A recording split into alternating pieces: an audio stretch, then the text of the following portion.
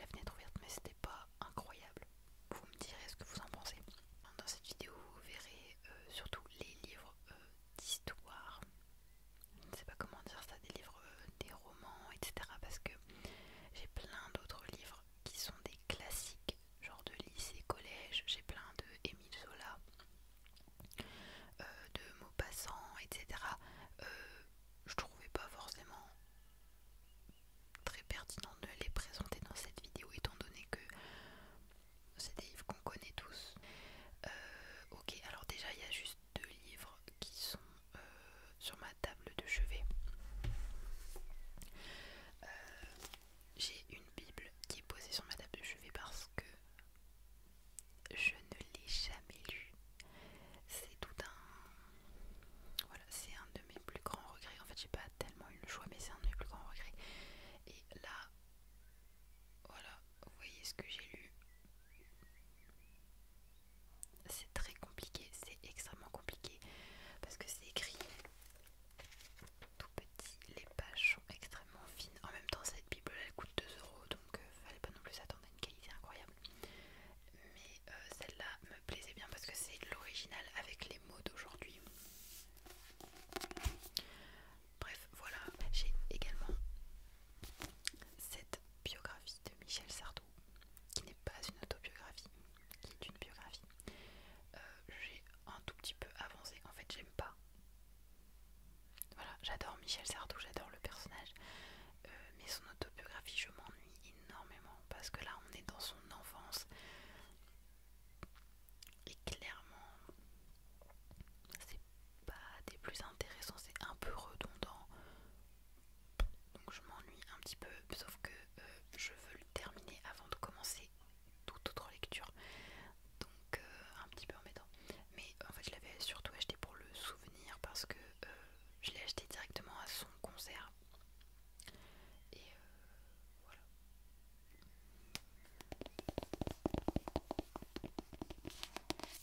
Donc c'est les deux livres qui sont sur ma table de chevet mais qui n'avancent pas beaucoup quoi. Je les lis pas énormément à mon plus grand regret. Là on va passer à la pile de mon auteur préféré parce que vraiment dans ma bibliothèque il y a une partie pour lui. Alors pour certains je vais avoir beaucoup de livres, pour d'autres je vais en avoir très peu. Ça dépend, en sachant que je suis pas non plus une énorme lectrice, hein. Genre je vais lire, allez, quand je suis vraiment on fire je vais lire 3 livres sur un mois. Et sinon il peut m'arriver de ne pas en lire pendant des mois et des mois. Et je pense qu'il faut normaliser ça. Je sais qu'il y a, enfin après c'est sur TikTok, hein, il y a des communautés qui sont vraiment très très très ancrées. Et je sais que le BookTok, si on peut dire ça comme ça, c'est un peu comme tout. J'ai envie de vous dire, il y aura toujours des gens pour critiquer. Et je trouve ça incroyable.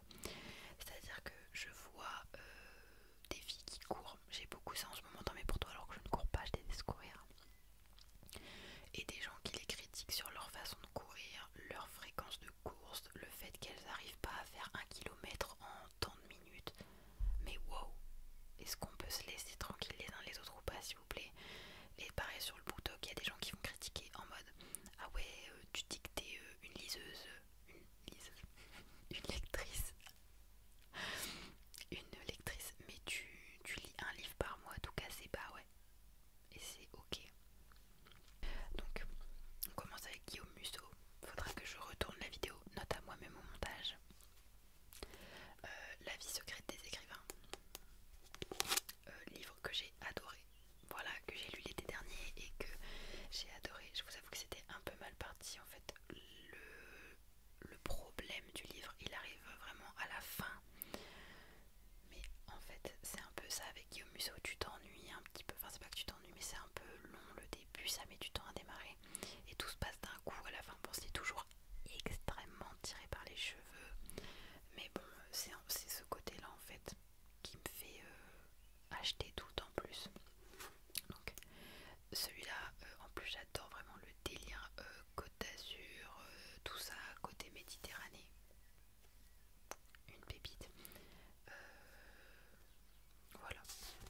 Il y a des livres évidemment que je n'aurais pas lu donc je pourrais pas vous donner mon avis. Ensuite,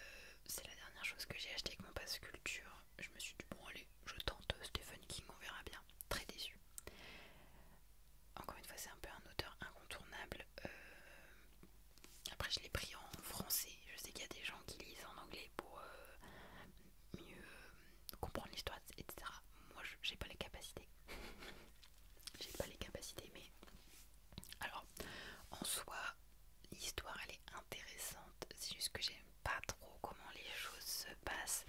Alors après ça peut pas toujours aller dans le sens du lecteur, mais là je trouve que non. Enfin je sais pas, en fait il y a tellement une hype autour de Stephen King que je me suis dit je vais devenir accro, pire que Guillaume Musso, et au final pas du tout. Alors bah ça fait partie un petit peu des autres auteurs genre Marc Lévy, Virginie Grimaldi, où je vais acheter à un moment donné un deuxième livre pour vraiment me faire un avis. Mais là je vous dis en plus je l'ai acheté en brochet, bah ça m'a saoulé. Voilà, je suis un petit peu déçue. Après dites-moi ce que vous en pensez, parce que ça se trouve vous avez lu après et vous trouvez que c'est nul par rapport aux autres livres de Stephen King, je ne sais pas.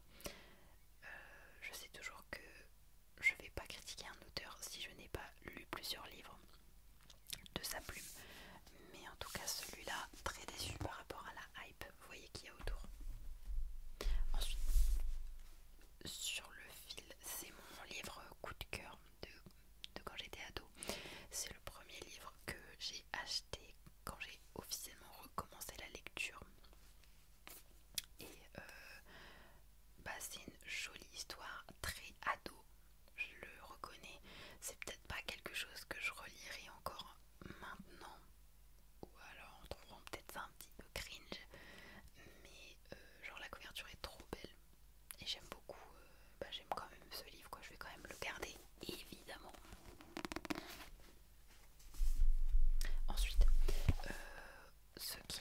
ce qui reste des hommes de Vénus Kurigata, c'est un livre très petit que je vous conseille, je vous le conseille. Alors même si dans ce livre rien ne va dans mon sens, en tout cas à moi, j'ai une vision des choses qui fait que il y a plein de choses dans ce livre qui me déplaisent énormément.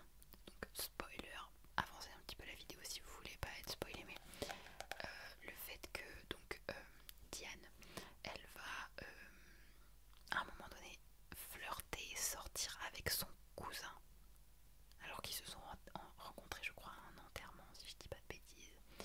Et alors attendez, comment elle s'appelle l'autre? Hélène, son mari vient de mourir, elle va dans la maison, enfin je sais plus à peu près le contexte, mais son mari vient de mourir, elle va dans la maison où il est mort. Dans cette maison, elle va rencontrer les personnes qui ont tué son mari et elle va limite se lier d'amitié et d'amour pour les ravisseurs. Donc le livre est vraiment intéressant, j'ai adoré le lire, juste ça ne va pas dans mon sens, c'est tout. Trop m'a partagé le premier livre de Audrey Martin qui m'a fait pleurer, que j'ai adoré, voilà. J'ai trouvé franchement la lecture hyper agréable, je m'attendais pas à ça et franchement j'en suis très contente. Donc je vous conseille énormément, c'est donc Audrey Martin mais Dulce Mente ASMR pour ceux qui connaissent. C'est une très grosse chaîne, je pense que vous connaissez, mais elle fait également des livres, c'est son métier. Elle fait pas également des livres, c'est son métier. Voilà. Et j'ai également acheté Entre deux lignes qui est un peu dans un registre différent mais que j'ai également aimé au niveau de l'histoire d'amour. C'est évidemment mieux dans celui-ci que dans l'autre pour ceux qui ont lu. Alors elle a fait des nouveaux livres, L'éternité et plus encore, je crois c'est une série de livres avec plusieurs tomes que je n'achèterai pas. Voilà, je suis désolée. Audrey, elle ne regardera pas